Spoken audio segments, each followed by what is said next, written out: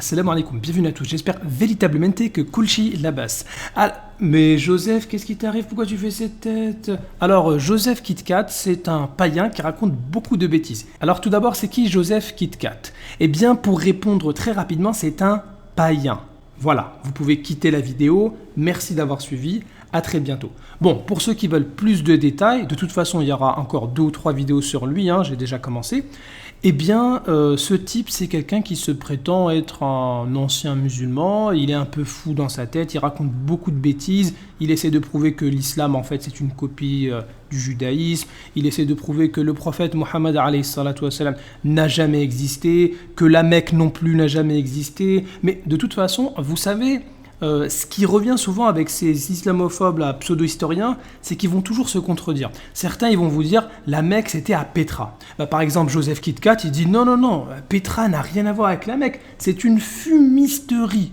Donc en fait, ils vont tous se contredire. L'objectif, c'est de dire que non, l'islam, c'est faux. En fait, ces gens-là, leur objectif, c'est juste de faire douter les gens. Ils seraient même prêts à dire, en fait, la Mecque, c'était à Paris. Voilà. En fait, le vrai problème avec ces gens-là, c'est que même si on leur ramène toutes les preuves de l'existence du prophète Mohammed ou de la Mecque, ils vont dire non, c'est faux. Pourquoi ils vont dire ça?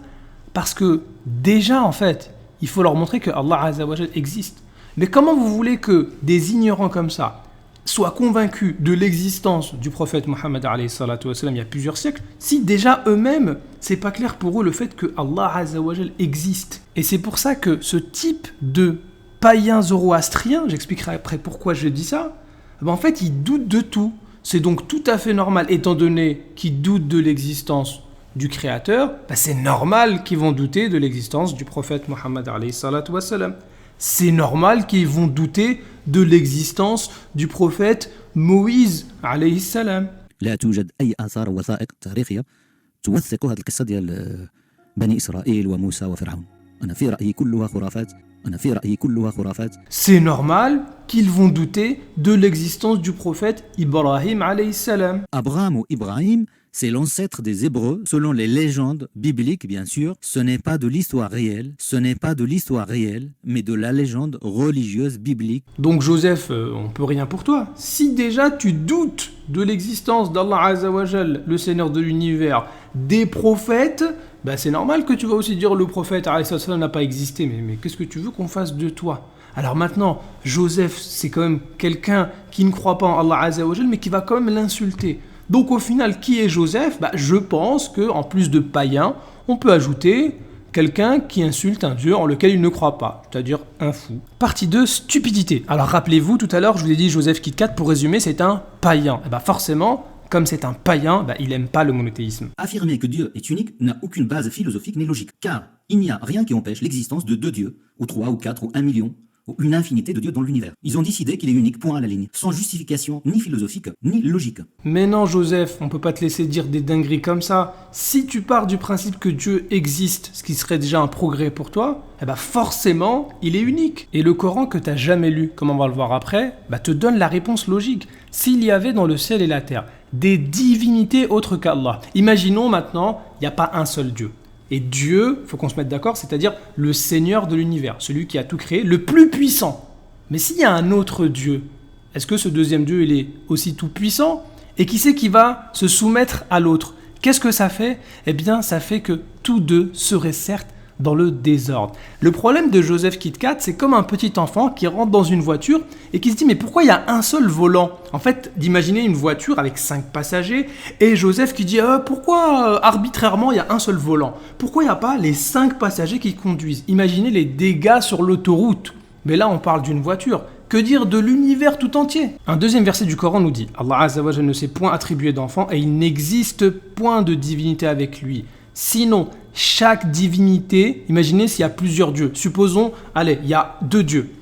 Chaque divinité, chacun d'eux, s'en irait avec ce qu'elle a créé. Un dieu numéro 1 qui va créer une création numéro 1. Un deuxième dieu numéro 2 qui va créer une création numéro 2. Alors, question, qui a créé la création numéro 2? C'est le dieu numéro 2, qui n'est pas le dieu numéro 1.